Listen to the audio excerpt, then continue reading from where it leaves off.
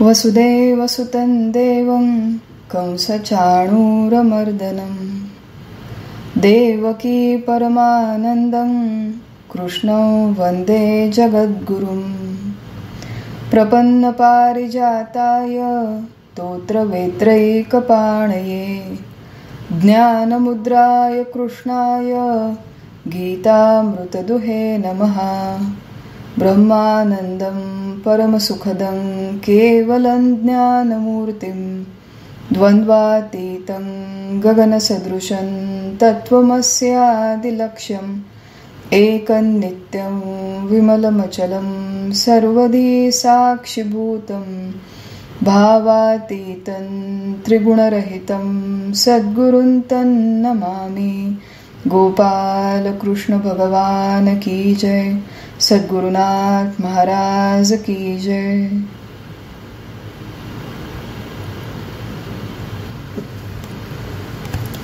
सब लोगों को प्रणाम, सबको वंदन करती हूँ। भगवत गीता 5वां अध्याय कर्म संन्यास योग, इसका हम अभ्यास कर रहे हैं। और इसमें पिछले सत्र में हमने श्लोक क्रमांक 18, 19 और 20 इन 3 श्लोकों का विस्तार से विचार किया था।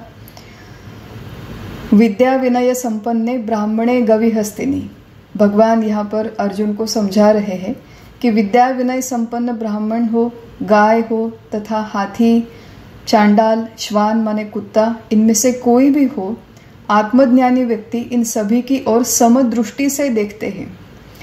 वेदांत शास्त्र में ये बहुत महत्वपूर्ण संकल्पना है, समदृष्टि से देखना।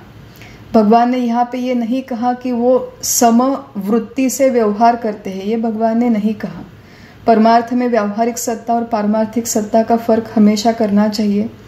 एक महत्वपूर्ण वेदांत शास्त्र की संकल्पना उपाधि, इस संकल्पना का हमने अभ्यास किया था।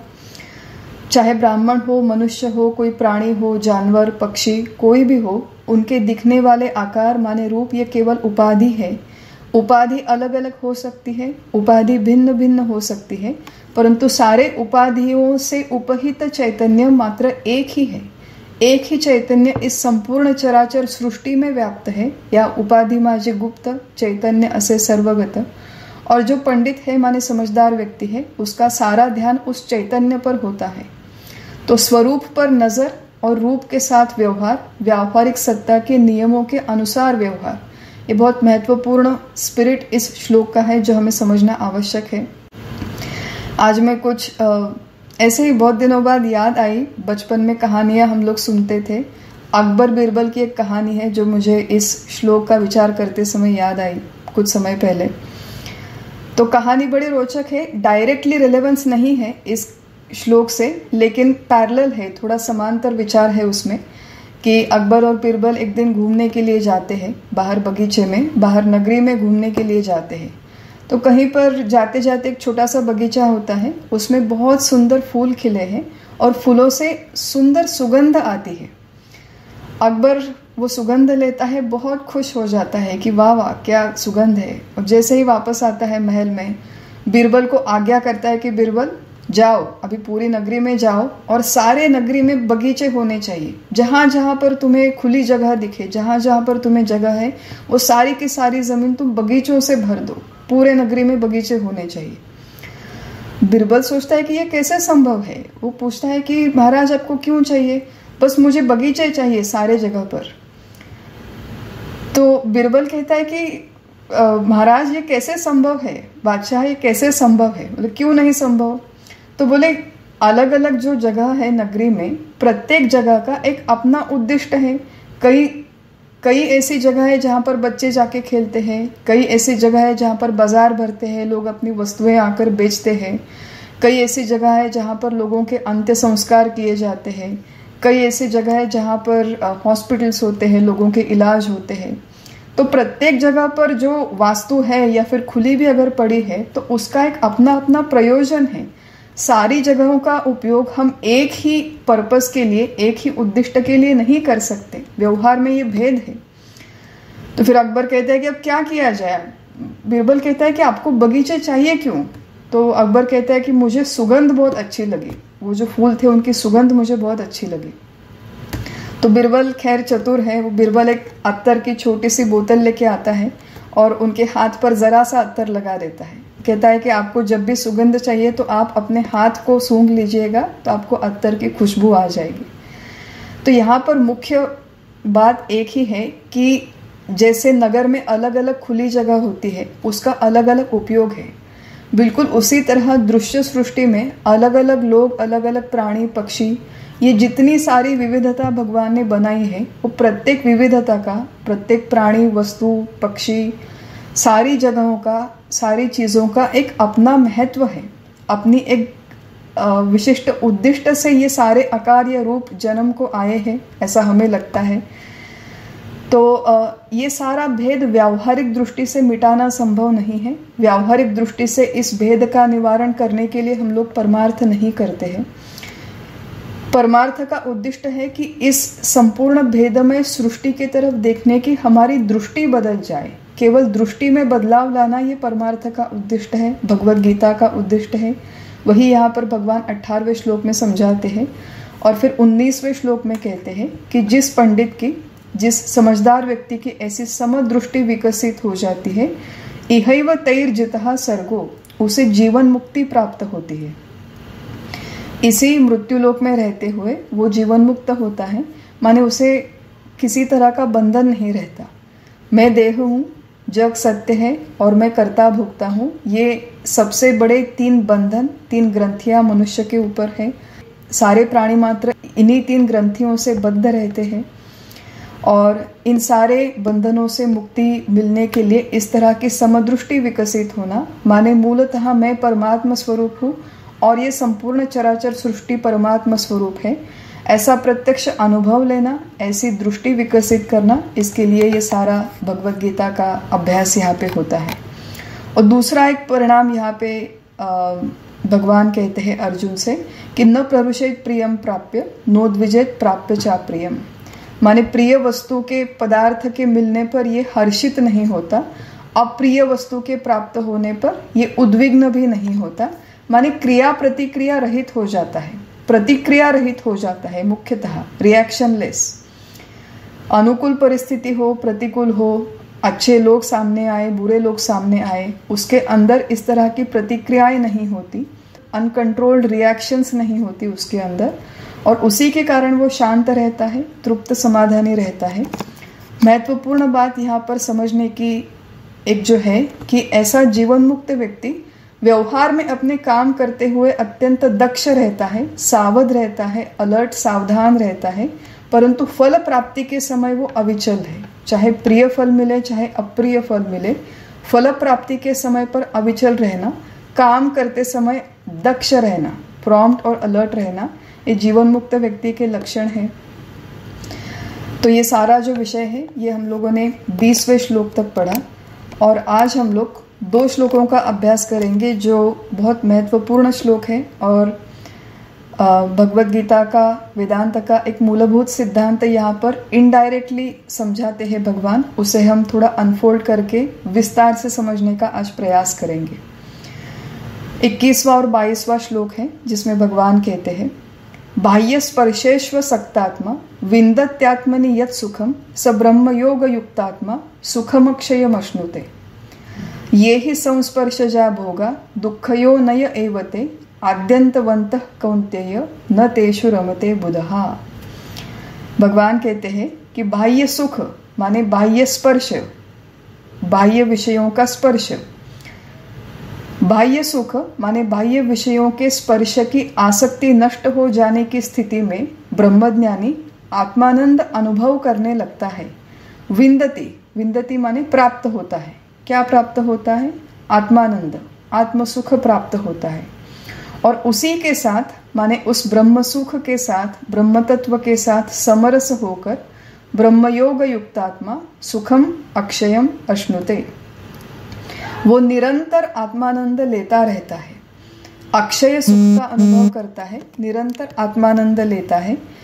और 22वें श्लोक का अर्थ है कि विषय और इंद्रियां एक साथ होने पर प्राप्त होने वाले सुख परिणाम स्वरूप दुख ही देते हैं। वे सुख उत्पन्न होकर नष्ट होते हैं, इसलिए ज्ञानी उसमें रममाण नहीं होते। न तेषु रमते बुधा।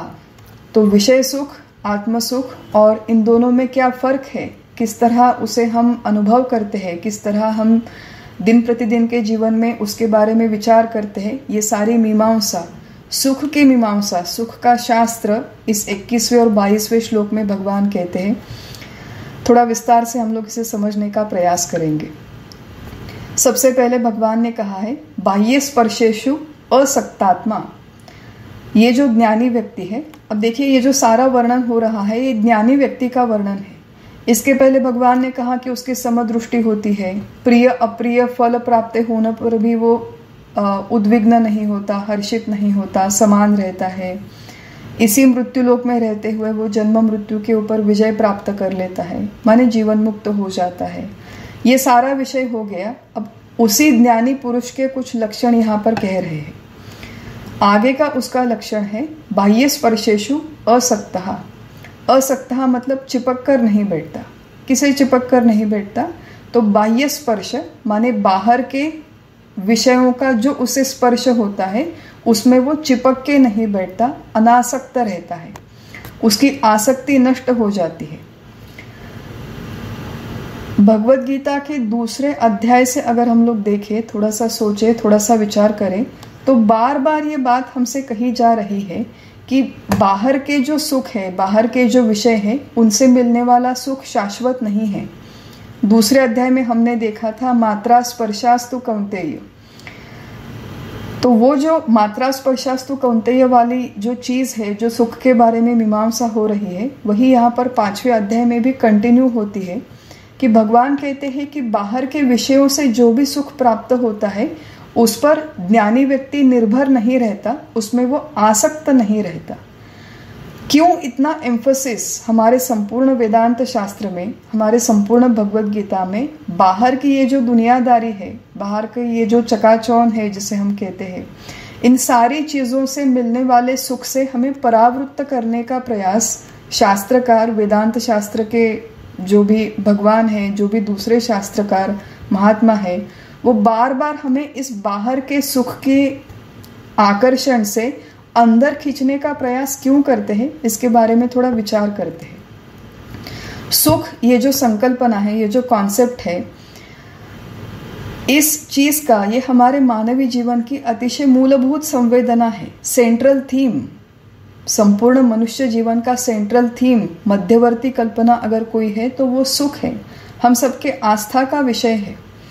केवल भगवत गीता, वेदांत शास्त्र नहीं तो विज्ञान ने भी मनुष्य के सुख का बहुत विचार किया है।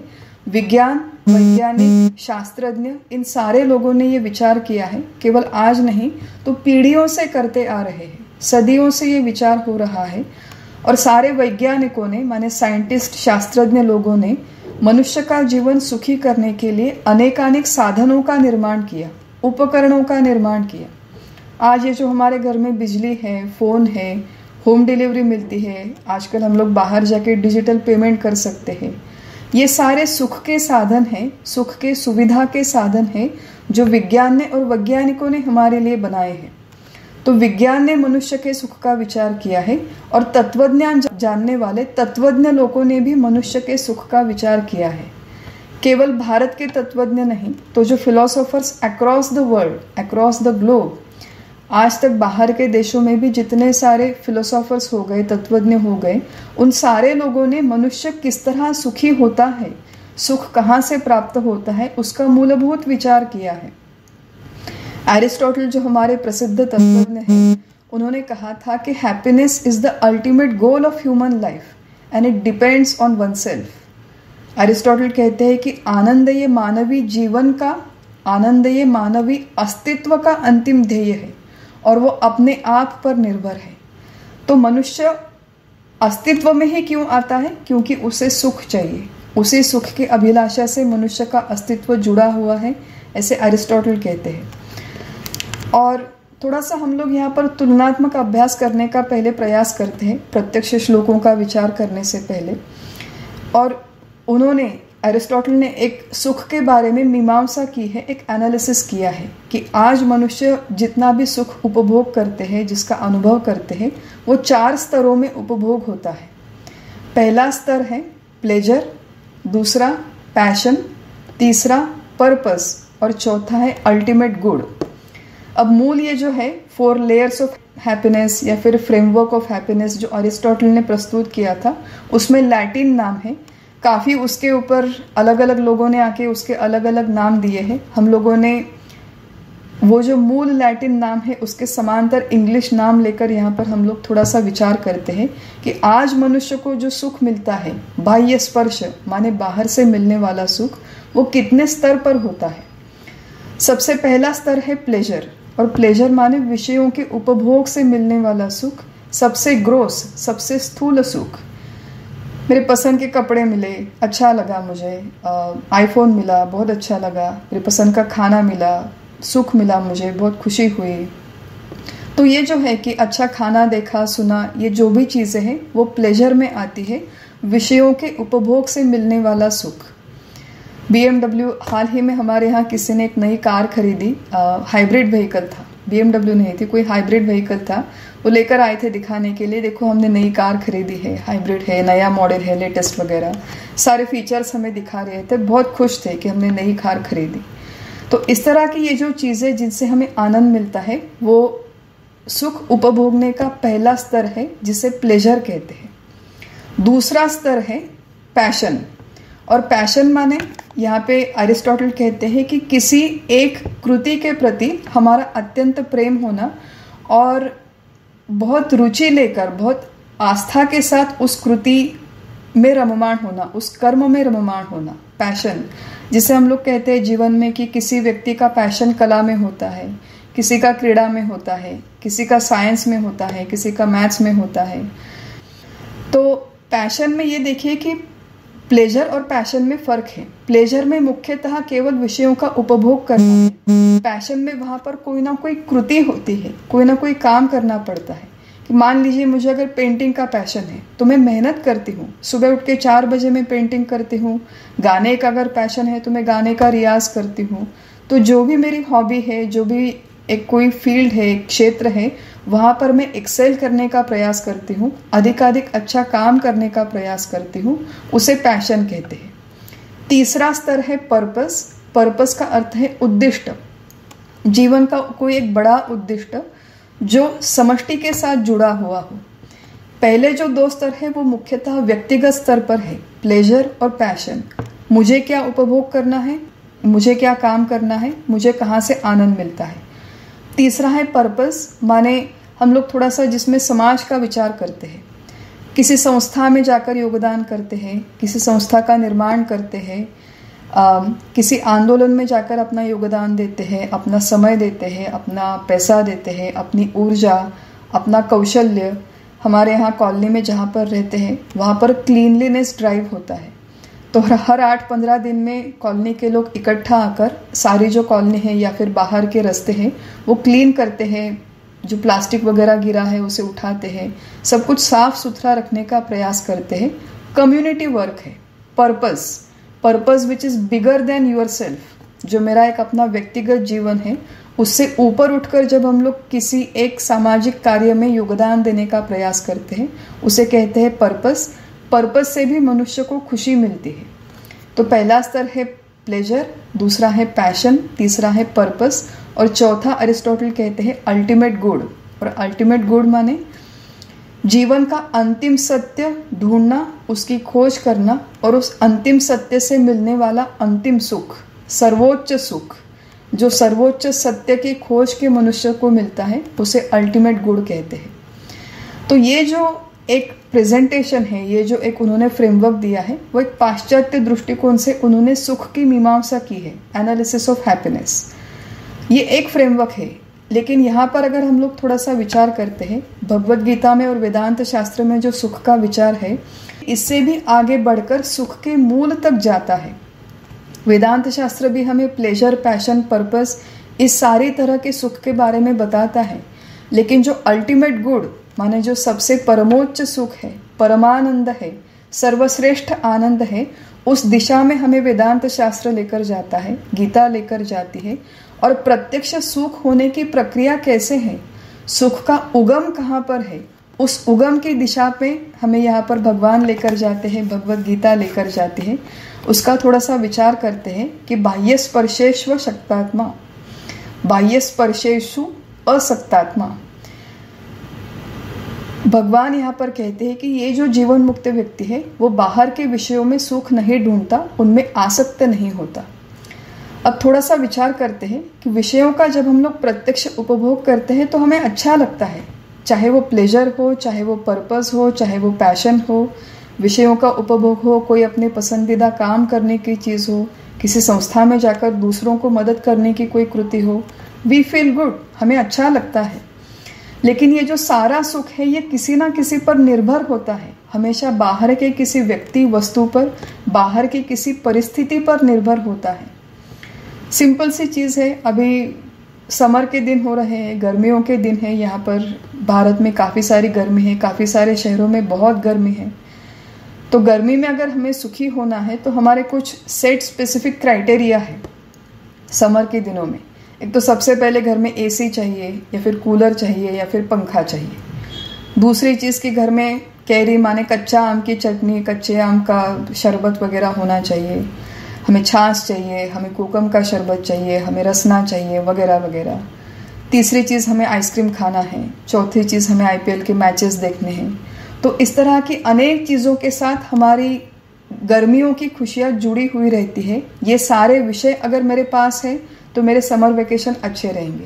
ये सारे विषय मेरे पास नहीं है तो सोचो गर्मी में क्या होगा, 2 महीने हम लोग घर में बैठ के क्या करेंगे।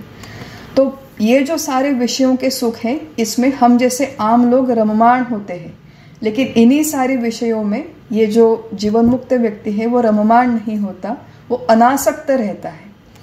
वेदांत शास्त्र का सबसे पहला सिद्धांत है कि असली सुख, सत्य सुख, असली सुख विषयों में नहीं है, बाहर कहीं पर भी नहीं है। और हमारी समस्या यह है कि हम लोग सारी जिंदगी इसी संस्कार के साथ बड़े हुए कि जितने बाहर हम लोग भागेंगे, जितने बाहर की दुनिया में भागेंगे, उतना हमें ज़्यादा सुख मिलेगा।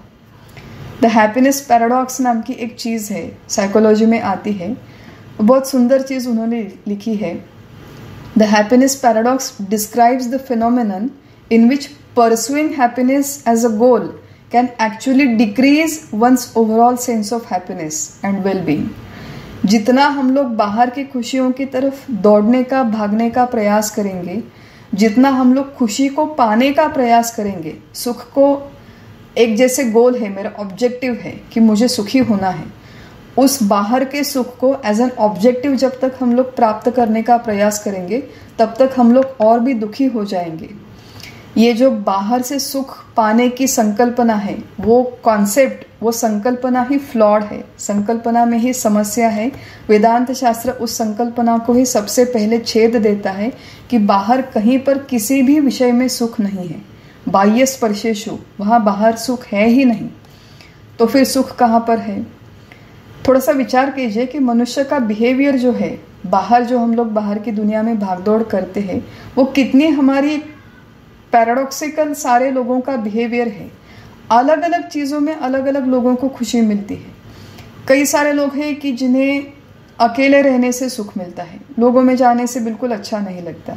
लेकिन उसी घर के दूसरे लोग होते हैं कि उन्हें हमेशा 4 लोगों में जाना है, हमेशा पार्टी करनी है, हमेशा घर पे किसी को बुलाना है। तो 4 लोगों में रहते हैं तभी उनको सुख मिलता है, लेकिन ये अकेला रहता है तो उसे सुख मिलता है। कोई व्यक्ति है कि जिसे बहुत मेहनत करके सुख मिलता है, कोई व्यक्ति है जिसे बिस्तर पे पड़े रहने से सुख मिलता है, कोई व्यक्ति है जिनको बच्चों के साथ खेलने में बड़ा मज़ा आता है, और कोई व्यक्ति ऐसी होती है कि जो बिल्कुल बच्चे पसंद नहीं है। आजकल तो एक नई मूवमेंट हो रही है जिसे वॉलंटरी चाइल्डलेसनेस कहते हैं कि हमें बच्चे नहीं चाहिए, नो किड्स मूवमेंट। तो बहुत सारे आजकल तरुण युवा ऐसे कपल्स हैं कि जो चाहते हैं no we want to live our own life, हमें बच्चे नहीं चाहिए। अब क्यों नहीं चाहिए बच्चे?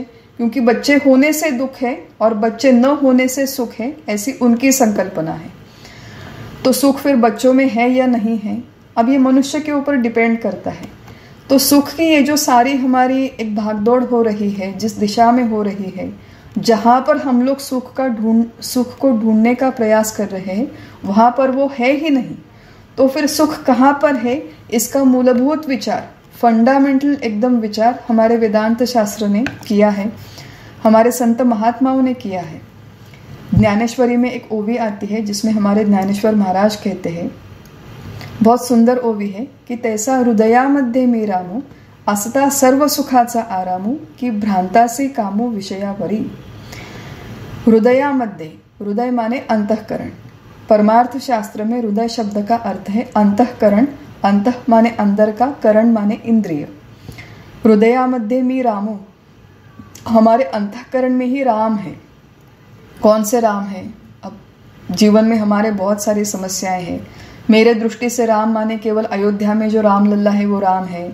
अभी रामनवमी हमने जिनकी सेलिब्रेट की केवल वो राम है। मेरे घर के मंदिर में जो भगवान की फोटो है वो मेरे दृष्टि से राम है। यहाँ पर कहते हैं कि हृदयामध्ये में राम हो, मेरे हृदय में ही राम है। लेकिन कौन से राम है? वो ब्रह्मरूप राम है, सच्चिदानंद रूप राम है, आनंद रूप राम है। मेरे हृदय में वो निर्गुण परमात्मा है जो सच्चिदानंद स्वरूप है। असता सर्व सुखाचा आराम हो, वो जो सुख जिसकी मुझे बाहर तलाश है वो मेरे ही अंदर, मेरे ही हृदय में, मेरे ही अंतःकरण में है। तैसा हृदयामध्ये मी रामो असता सर्व सुखाचा आरामो की भ्रांता से कामो विषयावरी। परंतु भ्रमिष्ठ लोग ये नहीं जानते कि मेरे ही अंदर, मेरे ही हृदय में, अंतःकरण में ये सुखरूप राम बसे हुए हैं, ये आत्मरूप राम बसे हुए हैं, ये आत्म सुख बसा हुआ है। ये भ्रमिष्ठ लोग नहीं जानते, इसलिए फिर उस सुख की प्राप्ति के लिए भ्रांता से कामो विषयावरी, बाहर की दुनिया में, बाहर की दिशा में भागदौड़ करते रहते हैं। तो वेदांत शास्त्र हमें सबसे पहले ये सिखाता है कि सुख नाम का ये जो भी कॉन्सेप्ट है, ये बाहर की दुनिया में कहीं पर भी नहीं है, ये मेरे ही अंदर, मेरे ही हृदय में माने अंतःकरण में है। अंतःकरण ये संकल्पना परमार्थ शास्त्र में क्रिस्टल क्लियर होने की आवश्यकता है। कोई अगर मुझे नींद से भी उठाकर पूछे कि अंतःकरण क्या है, तो I should be able to explain. और लोगों को एक्सप्लेन करे भले न करे, लोगों को समझाए न समझाए, लेकिन मुझे अपने आप, अपने विचारों में ये संकल्पना अत्यंत स्पष्ट होने की आवश्यकता है कि अंतःकरण का अर्थ क्या है। भगवद गीता के इस फोरम में हमने पहले कई बार इसका विस्तार से विचार किया है। अब मैं एकदम ब्रीफली टच करूंगी कि अंतःकरण माने अंदर का करण, अंदर का इंद्रिय जो हमें आंखों से नहीं दिखता, कानों से सुनाई नहीं देता, लेकिन अंतःकरण हमारे अंदर है। इसका हम लोग उसके कार्य से अनुमान लगाते हैं। जैसे अब यहाँ पर मैं बैठी हूँ तो मुझे पंखा दिखाई नहीं देता, लेकिन खोली में हवा चल रही है, कार्य है, तो मैं इन्फर कर सकती हूँ कि इस रूम में हवा है, इसका अर्थ यहाँ पर पंखा चल रहा है। तो बिल्कुल उसी तरह हमारे अंदर अंतःकरण नाम का एक ऑर्गन, एक इंद्रिय है, ऐसा हम लोग इन्फर कर सकते हैं। कैसे इन्फर कर सकते हैं? अंतःकरण के कार्य से इन्फर कर सकते हैं। अंतःकरण का कार्य क्या है? तो उसके 4 आयाम हैं, प्रत्येक आयाम के अलग अलग कार्य हैं। अंतःकरण के संकल्प विकल्प करने वाले वृत्ति को मन कहते हैं, निश्चय करने वाले वृत्ति को बुद्धि कहते हैं, अवधारण करने वाले वृत्ति को चित्त कहते हैं, और ये मन बुद्धि चित्त जिसके मैदान पर काम करते हैं उसे अहंकार कहते हैं। एक सीधा सा सिंपल सा उदाहरण क्विकली लेते हैं। संकल्प विकल्प करना, संकल्प माने इच्छा, विकल्प माने उसमें आने वाले अलग अलग ऑप्शंस, कि अब गर्मी के दिन है, मुझे आइसक्रीम खानी है, आइसक्रीम खानी है, ये संकल्प हुआ। अलग अलग विकल्प, फिर मैं बटर स्कॉच खाऊं या मैंगो खाऊं या चॉकलेट खाऊं, घर पे खाऊं या बाहर जाके खाऊं। अंतःकरण जब तक संकल्प विकल्प करता है, उस अंतःकरण की वृत्ति को मन कहते हैं। 2 घंटे संकल्प विकल्प करने के पश्चात एक बार जाके मैं निश्चय करती हूँ कि आज मुझे मैंगो आइसक्रीम खानी है, तो ये जो निश्चय करने वाले अंतःकरण की वृत्ति, उसे बुद्धि कहते हैं। एक बार मेरा निश्चय हो गया लेकिन अभी तक मैंने आइसक्रीम खाई नहीं है, तो फिर दिन भर वही विचार मन में घूमता रहता है, मुझे मैंगो आइसक्रीम खानी है, मुझे मैंगो आइसक्रीम खानी है। बाहर मैं अपने 50 काम कर रही हूँ, लेकिन बाहर अंदर मन में एक ही विचार चल रहा है। ये जो एक विचार को हम लोग पकड़ के रहते हैं, अवधारणात्मिका वृत्ति, एक किसी चीज को पकड़ के रखने वाली वृत्ति को चित्त कहते हैं। मुझे आइसक्रीम खानी है, इस विचार को जिसने पकड़ के रखा है, बार बार जो उसी को दोहराता है, उस अंतःकरण की वृत्ति को चित्त कहते हैं। और मेरा संकल्प, मेरा निश्चय, मेरा अवधारण करना, ये मन बुद्धि चित्त तीनों जिसके मैदान पे काम करते हैं उसे अहंकार कहते हैं, क्योंकि मैं इस तीनों वृत्तियों में कॉमन है। देखिए, अंतःकरण हमारा जो अंदर का इंद्रिय है वो केवल एक ही है, कार्य के अनुसार उसके अलग अलग नाम होते हैं। एक ही अंतःकरण है, ये उसके 4 अलग अलग कंपार्टमेंट्स नहीं है। एक ही अंतःकरण के 4 अलग अलग नाम दिए गए हैं। जैसे ही उसका कार्य बदला वैसे ही उसका नाम बदल गया। ये हुई संकल्पना। अब हमारा मूल विचार क्या हो रहा है कि वेदांत शास्त्र कहता है कि बाहर की ये जो सारे विषय है उनका स्पर्श होते समय हमें सुख की प्रतीति होती है, अच्छा लगता है, अच्छा खाना खाते हैं, अच्छी बातें सुनते हैं तो वी फील गुड। लेकिन ये सुख बाहर से अंदर नहीं आता। वेदांत शास्त्र हमें कहता है, ज्ञानेश्वर महाराज हमें कहते हैं कि ये सुख हमारे मूलतः स्वरूप का सुख है, आत्मरूप का सुख है, और ये हमारे हृदय में माने अंतःकरण में हमेशा उपलब्ध है। ये सुख मेरे अंदर उपलब्ध है ये मुझे पता नहीं, इसलिए भ्रमिष्ट की तरह मैं बाहर की दुनिया में भागदौड़ करती हूँ। ये यहाँ पर मूल सिद्धांत है। मान लीजिए कोई एक जलाशय है, उस जलाशय में मैंने मेरी हीरे की अंगूठी खो गई, वो वहाँ पर जलाशय में नीचे जाकर बैठ गई। अब मुझे ढूंढनी है अपनी अंगूठी, लेकिन पानी बहुत मलिन है तो अंगूठी मुझे दिखाई नहीं देगी। पानी को मैंने साफ कर लिया, एकदम शुद्ध स्वच्छ पानी है, लेकिन उसमें बहुत खलबली है, बहुत तरंग है, फिर भी मुझे अंगूठी दिखाई नहीं देगी। तो अंगूठी दिखने के लिए पानी का अत्यंत शुद्ध होना आवश्यक है और पानी का अत्यंत शांत होना भी आवश्यक है। जब तक पानी शुद्ध और शांत नहीं होता तब तक अंदर की अंगूठी नहीं दिखाई देती। बिल्कुल उसी तरह यहाँ पर हमें समझाते हैं कि हमारे आत्मा का सुख हमारे अंदर हृदय में अंतःकरण में नित्य उपलब्ध है, लेकिन ये अंतःकरण मलिन है, अंतःकरण में खलबली है, इसलिए अंतःकरण के अंदर बसा हुआ ये आत्मसुख हमें प्रतीति में नहीं आता। यही अगर अंतःकरण पूरी तरह से शुद्ध और शांत हो जाए तो हमें हमारे अंदर उपलब्ध उस आत्मसुख की प्रतीति आ जाएगी। तो वेदांत शास्त्र का जो मूलभूत सिद्धांत है कि अंतःकरण के ये जो चारों आयाम है, मन, बुद्धि, चित्त और अहंकार, ये अगर पूरी तरह से शुद्ध और शांत हो गए, अंतःकरण पूरी तरह से शांत हो गया, निवृत्त हो गया, उसके सारे व्यापार बंद हो गए, तो अंदर छुपा हुआ, अंदर मानो छुपा हुआ ये जो आत्म सुख है वो अपने आप प्रकट होकर बाहर आता है। लेकिन उस अंदर के आत्म सुख की प्रतीति होने के लिए अंतःकरण का शांत होना आवश्यक है। और ये जो शांत होने की प्रक्रिया है, ये हम लोग इसे समझने का थोड़ा प्रयास करते हैं।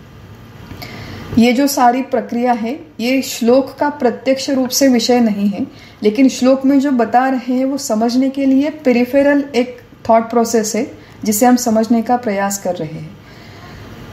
तो जो ज्ञानी व्यक्ति है वो बाहर के विषयों में चिपकता नहीं है, बाहर के विषयों से सुख की अपेक्षा नहीं करता। क्यों नहीं करता? क्योंकि उसे अपने अंदर उपलब्ध, अखंड उपलब्ध आत्म सुख की उसे अनुभूति होती है, प्रतीति होती है, और वो उसी आत्म के सुख में रकममान रहता है, ऐसा भगवान 21वें श्लोक में कहते हैं। अब ये जो अंदर का आत्म सुख है वो समझने के लिए थोड़ा सा प्रयास करते हैं।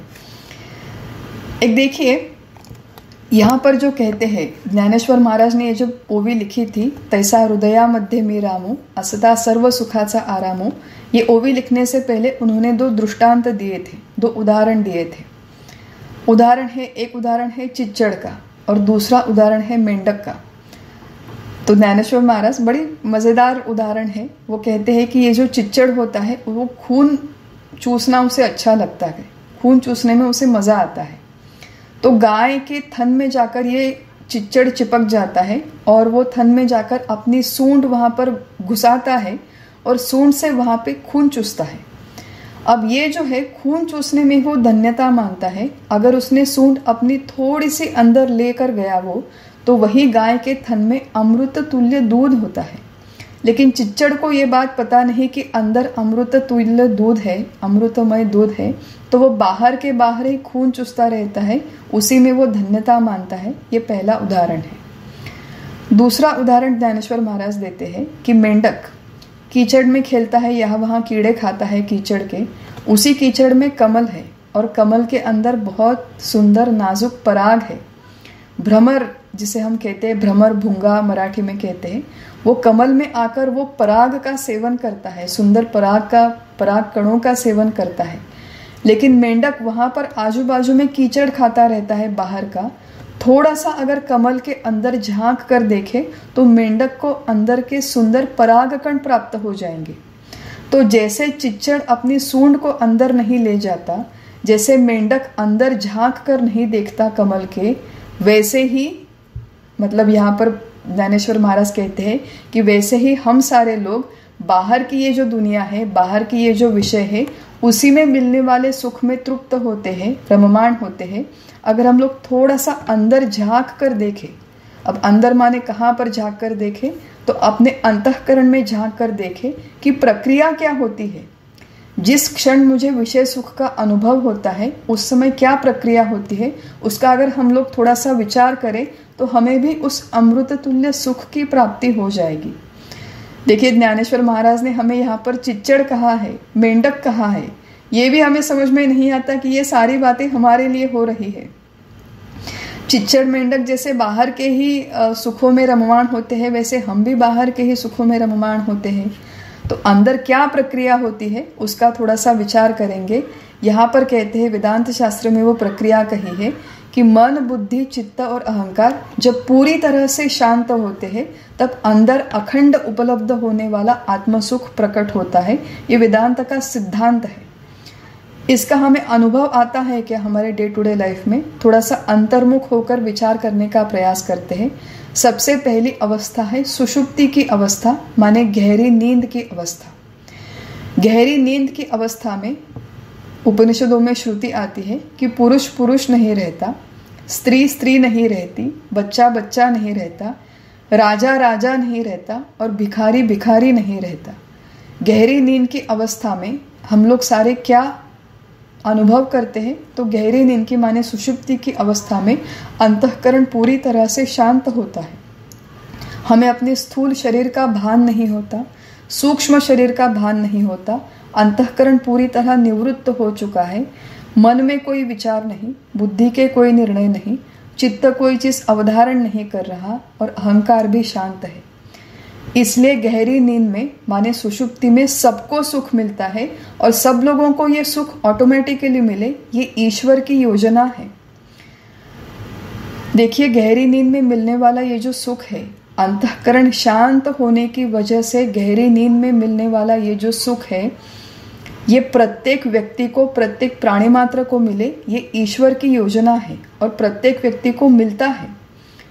थोड़ा सा अगर मैं आपको ऑफर कर दूं कि देखिए, आपको मैं एक ऑफर देती हूँ कि आपको जीवन में किस चीज़ से सुख मिलता है। अगर मुझे किसी ने पूछा तो मैं कहती हूँ कि मुझे साड़ियाँ बहुत अच्छी लगती है, अलग अलग तरह की, अलग अलग पैटर्न की साड़ियाँ मुझे चाहिए। तो चलो मैं तुम्हें 5000 साड़ियाँ देती हूँ। सिल्क की साड़ी है, कॉटन की साड़ी है, चाहे जितनी साड़ियाँ ले लो, चाहे जितने जेवर ले लो, चाहे जितनी कार्स ले लो। तुम्हारे पास भारत के हर शहर के कोने कोने में तुम्हारा एक घर होगा, तुम्हारी एक कार होगी, तुम बड़े बड़े जगह पे वेकेशन पे लिए जाओगे, तुम प्राइवेट शॉपर में बैठो, तुम्हें मैं ये दूंगा वो दूंगा, मुझे स्तुति बहुत पसंद है तो दिन भर मैं तुम्हारी स्तुति करूंगी। लेकिन मेरी केवल एक कंडीशन है कि मैं इतना सब कुछ आपको दूंगी, केवल 1 महीना सोना नहीं है, डू नॉट स्लीप, और न सोने के बदले में मैं इतने सारे विषयों के भोग आपको दूंगी। कौन राजी हो जाएगा? कौन बंदा है जो इसके लिए राजी हो जाएगा? देखिए, साड़ी तो मेरे सुख का विषय है, स्तुति तो मेरे सुख का विषय है। अब इतनी सारी मिल रही है तो उनका उपभोग करने में क्या हर्ज है? रात को सोना क्यों आवश्यक है? रात को सोना इसलिए आवश्यक है क्योंकि गहरे नींद के समय हमारा अंतःकरण शांत होता है और उसी समय हमारे अंदर का आत्मसुख प्रकट होना, उसकी अनुभूति होना, ये ईश्वर की योजना है। तो गहरी नींद की अवस्था में ये अंतःकरण शांत होता है, ये पहली बात। दूसरी बात, जागृति के समय अगर विशिष्ट तरीके से, विशिष्ट पद्धति से हम लोग विषयों का सेवन करें तो कुछ क्षणों के लिए हमारा अंतःकरण विषयों के सुख के उपभोग के क्षणों में शांत होता है। विषयों का उपभोग करते समय अगर विशिष्ट पद्धति से करें तो हमारा अंतःकरण कुछ क्षणों के लिए शांत हो जाता है। थोड़ी सी प्रक्रिया देखते हैं। मज़ेदार उदाहरण है, मैंने कई बार अनेक सारे फोरम्स पे ये दिया हुआ है, लेकिन उदाहरण महत्वपूर्ण नहीं है, उसके पीछे जो प्रक्रिया है वो प्रक्रिया समझना आवश्यक है। गर्मी के दिन है, जैसे मैंने कहा कि हमारे घर में विशेषतः आम खाने का बहुत बड़ा माहौल है। अब हर घर में किसी किसी चीज़ का माहौल रहता है। आम खाने की पसंद हो ये एक बात है, लेकिन आम खाने का माहौल होना ये दूसरी बात है। मराठी में उसके लिए शब्द है प्रस्थ, म्हणजे आमच्या घरी प्रस्थ आहे, आंबे खाण्याचं प्रस्थ आहे। तो जैसे ही फेब्रुआरी का महीना होता है, महाशिवरात्रि के दिन है, महाशिवरात्रि के दिन से ही हमारे घर में चर्चा डिस्कशंस शुरू हो जाते हैं कि अब आम, वो ऐसे वैसे सामान्य आम हमें नहीं चलते, हमें तो हापुस के आम चाहिए। हापुस के आम क्यों चाहिए? क्योंकि वो हापुस इज़ ऑफकोर्स किंग है। हम लोग हैदराबाद में रहते हैं, यहाँ पर हापुस लोकली नहीं मिलता, तो यहाँ पर कोकण से माने रत्नागिरी देवगढ़ से हापुस आम आते हैं या फिर कर्नाटक से यहाँ के वेंडर्स मंगवाते हैं। तो फेब्रुआरी महीने से ही हमारे यहाँ डिस्कशन शुरू हो जाती है, कब आम मिलेगा, कब आम मिलेगा। पहली बार मेरे मन में संकल्प निर्माण हुआ कि मुझे आमरस चाहिए। आम का जो रस है वो खाने में बड़ा मज़ा आता है, गर्मियों में हमारे यहाँ रोज़ बनता है। तो फेब्रुआरी में देखिए अंतःकरण के व्यापार कैसे होते हैं, हम लोग थोड़ा सा एनालाइज करने का यहाँ पे प्रयास कर रहे हैं। मुझे आमरस चाहिए, मन में संकल्प निर्माण हो गया। कब निर्माण हो गया? फेब्रुआरी महीने में निर्माण हो गया। अब जैसे ही संकल्प हुआ वैसे ही 50 विकल्प आ गए। अच्छा मुझे चाहिए, लेकिन अभी तक किसी वेंडर का मैसेज नहीं आया।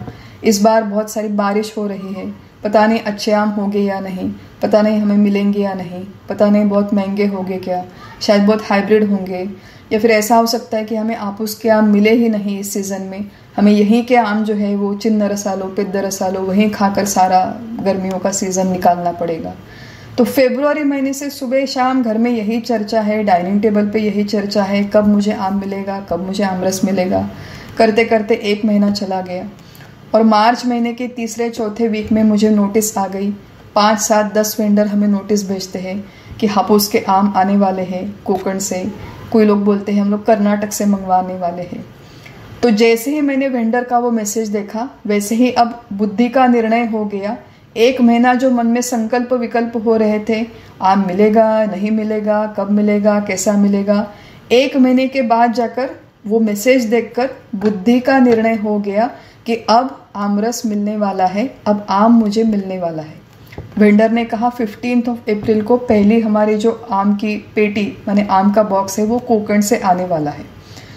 तो मार्च महीने के एंड से लेकर 15 अप्रैल तक बुद्धि का निर्णय हो गया मुझे आम मिलने वाला है, और तब से लेकर चित्त उस बात को पकड़ के बैठा है कि 15 अप्रैल को आएगा, 15 अप्रैल को आएगा, 15 अप्रैल को मुझे आम मिलेगा। उसी एक बात को चित्त पकड़ के बैठा है। अब ये जो कालावधि है इसमें मन के संकल्प विकल्प आम के बारे में बंद है, बुद्धि का निर्णय हो चुका है, इसलिए बुद्धि भी शांत है। लेकिन अब चित्त का काम जोरों शोरों से हो रहा है कि आम का बॉक्स आने वाला है, आम का बॉक्स आने वाला है, 15 अप्रैल को आने वाला है। जैसे तैसे जाके 15 अप्रैल को वो बड़ा सा बॉक्स है, हम लोग पैसे देते हैं, डबल दाम देते हैं, जो कोकण के महाराष्ट्र के लोगों को मिलते हैं उससे डबल दाम देकर हम लोग वो आम का बॉक्स खरीदते हैं। अब घर में वो आ गया, घर में हमने लेकर आए, उसे अनपैक किया, सामने देखा इतने सारे आम हैं लेकिन वो तो अभी कच्चे हैं तो अभी मुझे आम नहीं मिलेंगे। अब फिर से मन में संकल्प विकल्प शुरू हो गए, अब आज तो नहीं मिलेगा, शायद मुझे 1 हफ्ता रुकना पड़ेगा या फिर 4 दिन रुकना पड़ेगा। फिर से मन का काम शुरू हो गया, फिर से 7-8 दिन तक मन में संकल्प विकल्प होते रहे। 7-8 दिन के बाद मैंने देखा तो उसमें से 3 या 4 आम अच्छी तरह से पक चुके थे। अब बाहर जाके मैंने 22 अप्रैल को 25 अप्रैल को जाके मैंने वो 4 आम निकाले और उस दिन जाकर मैं विचार करती हूँ कि आज मुझे आमरस मिलेगा। तो तब फिर एक बार मेरा मन शांत हो गया। 22 अप्रैल का दिन है, मैं सुबह उठी हूँ, बुद्धि का निर्णय हो गया कि फेब्रुआरी महीने से मैंने जिसकी राह देखी, जिसकी प्रतीक्षा की, उर्दू में बहुत सुंदर शब्द है कि इतनी शिद्दत के साथ जिसका इंतज़ार किया, वो मेरा आम, वो मेरा सबसे प्यारा आम, आम का रस अब मिलने वाला है। सुबह उठते ही हमने आम का रस बनाया। अब फिर से वहाँ पे मन के संकल्प विकल्प है कि मिक्सर से करूँ या फिर हैंड मिक्सर से करूँ या फिर हाथ से करूँ। अलग अलग टेस्ट होता है, देखिए आम के रस का, अलग अलग पद्धति से करें तो बाय द वे हमने वो आम का रस निकाला, फ्रिज में रख दिया। अब इसके साथ घर में ऐसी चर्चा होती है कि आज ना खाने पे कुछ मत बना, आज ना कोई सब्जी चाहिए, ना दाल चाहिए, ना चावल चाहिए, मुझे कुछ नहीं चाहिए, मुझे केवल आम का रस खाना है। सुबह से लेकर मैं वही बात लेकर बैठी हूँ। अब देखिए अंतःकरण के व्यापार कैसे हो रहे हैं कि हम लोग कितना स्ट्रांगली फील करते हैं, कितना स्ट्रांग अट्रैक्शन है हमें कि मुझे आम रस खाना है। क्यों खाना है? क्योंकि आम रस में सुख है, ऐसा मुझे लगता है, इसलिए अंतःकरण अंदर उछल कूद कर रहा है। आम रस बनाया, फ्रिज में रख दिया। अब वहाँ पर मन शांत हो गया, बुद्धि शांत हो गई। अब चित्त अवधारण करके बैठा है कि आज दोपहर मुझे 12 बजे अमरस मिलेगा, 1 बजे मिलेगा, 1 बजे मिलेगा, लंच के टाइम पे मिलेगा, वही मैं पकड़ के बैठी हूँ।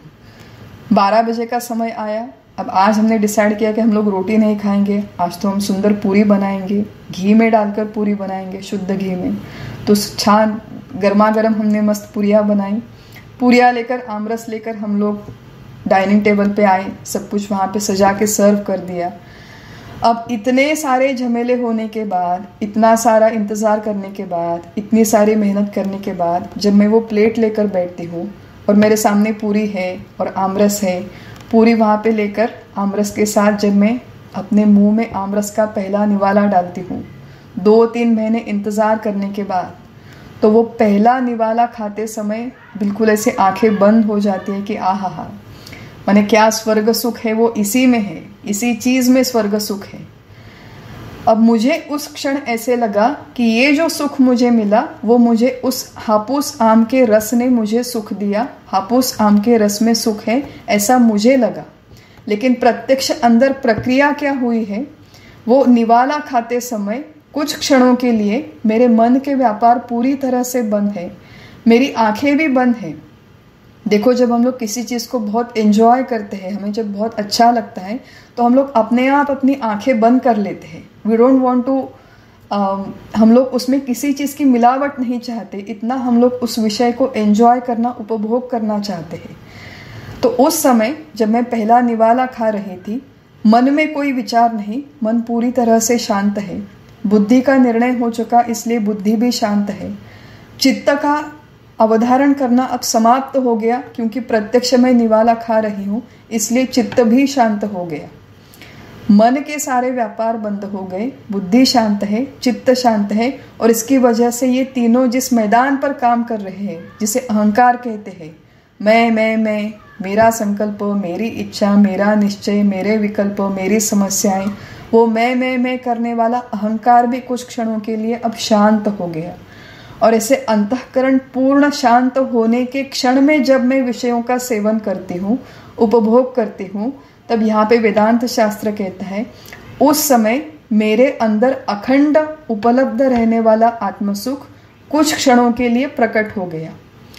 वो आत्मसुख जो मुझे अपने रोज के व्यवहारों में मेरा अंतःकरण मलिन होने के कारण और उसमें बहुत सारे विचारों की खलबली होने के कारण अंदर अखंड उपलब्ध होने वाला आत्मसुख प्रकट होने के लिए बिल्कुल बफर ही नहीं है, बिल्कुल जगह नहीं, कोई स्कोप ही नहीं है।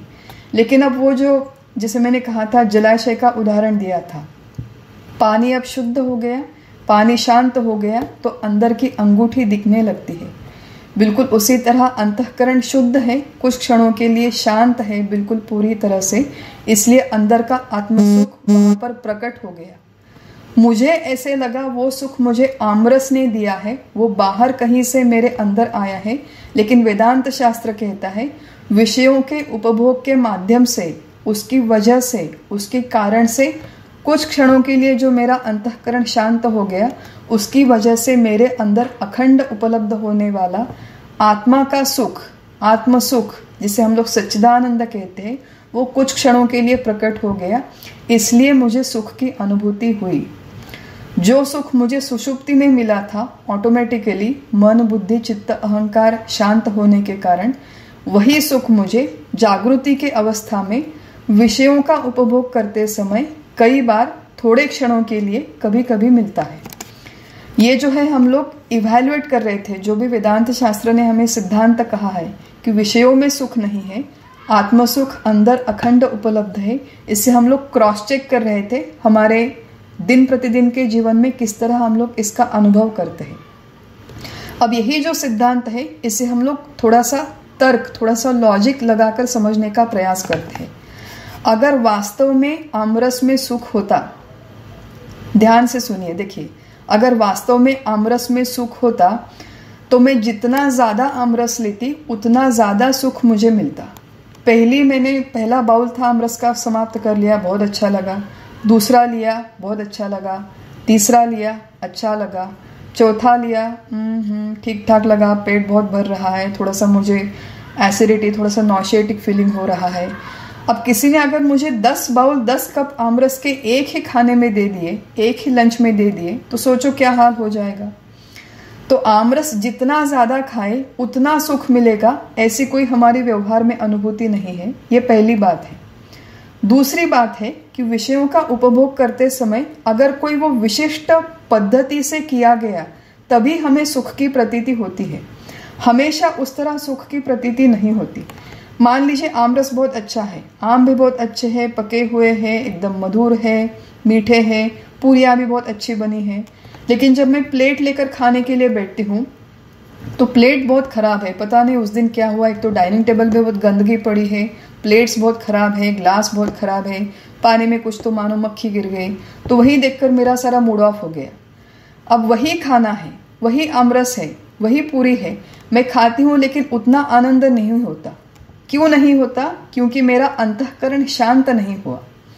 या फिर दूसरी एक कोई ऐसी कल्पना कर लीजिए कि वही सब मैं तामझाम करके बैठने वाली हूँ, अब मैं बिल्कुल खाने वाली हूँ, इतने में मुझे किसी का फ़ोन आता है और फ़ोन पर मुझे वो व्यक्ति बहुत कोई दुखद घटना, दुखद कोई वार्ता सुनाता है कि किसी की मृत्यु हो गई, किसी व्यक्ति का बहुत बड़ा एक्सीडेंट हो गया।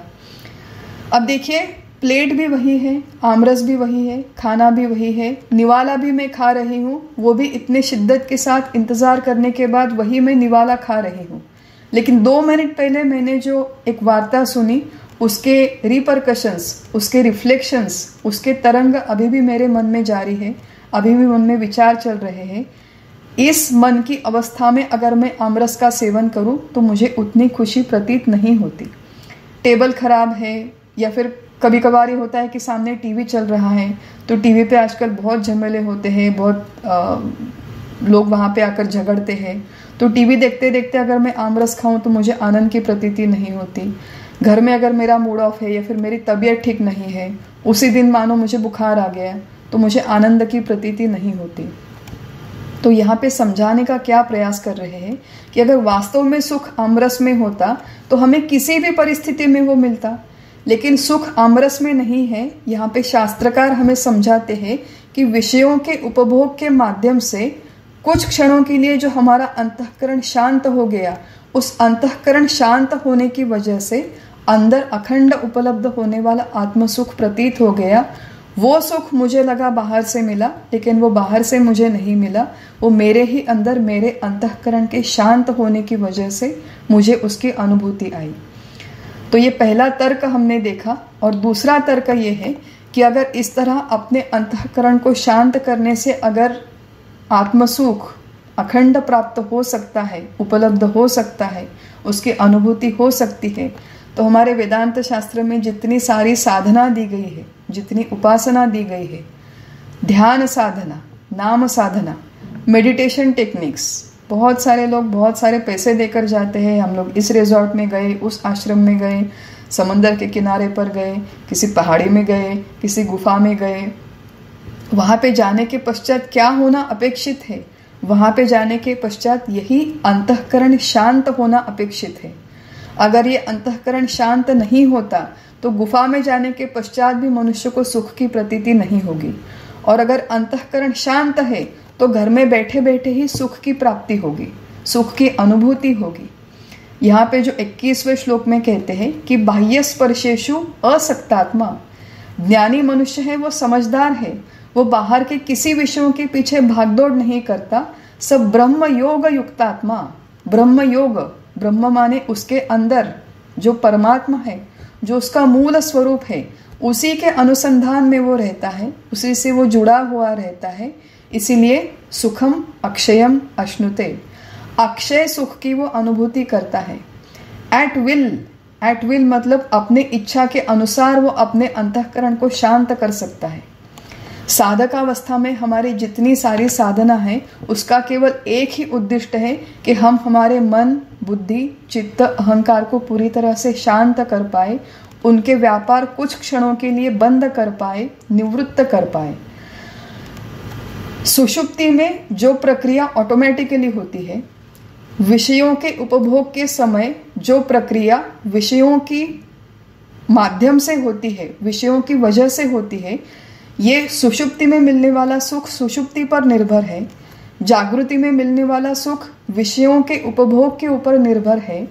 लेकिन यही सुख जागृति के अवस्था में अगर मैं बिना सोते हुए, बिना विषयों का उपभोग करते हुए अपने आप, अपने प्रयास से मैं अपने मन को, अपने मन, बुद्धि, चित्त, अहंकार को शांत कर पाई, उनके अगर मैं व्यापार निवृत्त कर पाई, तो एट विल मुझे वो आत्म सुख की प्रतीति हो सकती है।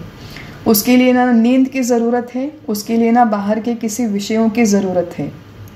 जो भी पारमार्थिक साधना हम करते हैं, चाहे वो नाम साधना हो, चाहे वो ध्यान साधना हो, उससे केवल एक ही अपेक्षा है कि हमारे मन के आवेग, मन के संकल्प विकल्प कम हो जाए, बुद्धि के निर्णय कम हो जाए, चित्त शांत हो जाए, और ये सारे व्यापार निवृत्त होने के पश्चात, अंतःकरण शांत होने के पश्चात अंदर में जो हमारे अखंड सुख है वो प्रकट होता है, आत्म सुख प्रकट होता है, और उसी आत्म सुख की अनुभूति होना संभव है।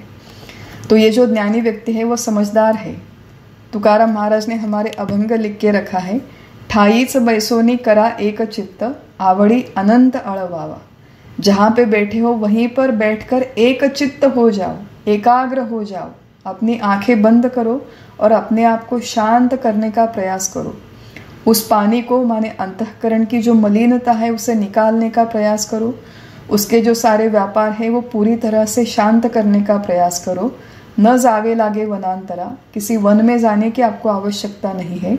सुखे ये तो घरा नारायण, नारायण माने ये जो सुखरूप राम है, ये जो सुखरूप भगवान है, वो आनंद से मेरे घर में आएंगे, माने मेरे इस देह में आएंगे, और उन्हें कहीं से आने की आवश्यकता नहीं है।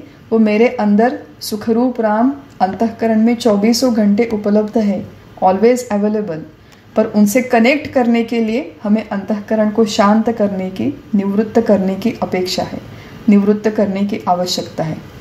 तो ये जो संपूर्ण प्रक्रिया है, ये मनुष्य को सुख की अनुभूति कैसे होती है ये समझने की प्रक्रिया है। अंतर्निष्ठ तितु के तरले समर्थ रामदास स्वामी हमारे कहते हैं कि जो अंदर की चीज़ों को, अंदर के व्यवहारों को देखते हैं कि व्हाट एम आई डूइंग, क्या हो रहा है, मेरे अंदर के झमेले क्या है, ये जो समझता है वो भवसागर से तर जाता है। अंतर्भ्रष्ट तितु के बुड़ाले, जो बाहर की दुनिया में भागते रहते हैं, फिर वो भागते ही रहते हैं जीवन भर। तो अंदर क्या व्यापार हो रहे हैं उनकी तरफ ध्यान दे और अंतःकरण को शांत करने का प्रयास करें। उसी से अक्षय सुख की अनुभूति होने की संभावना है। तो ये जो सारा विचार है ये 21वें और 22वें श्लोक में हमने देखा, और इसी श्लोक का थोड़ा बहुत जो उर्वरित विचार है वो हम अगले सत्र में करेंगे। आज जो हमारा चिंतन है यहीं पर समाप्त करते हैं। हरि ओम तत्सत। श्री राम।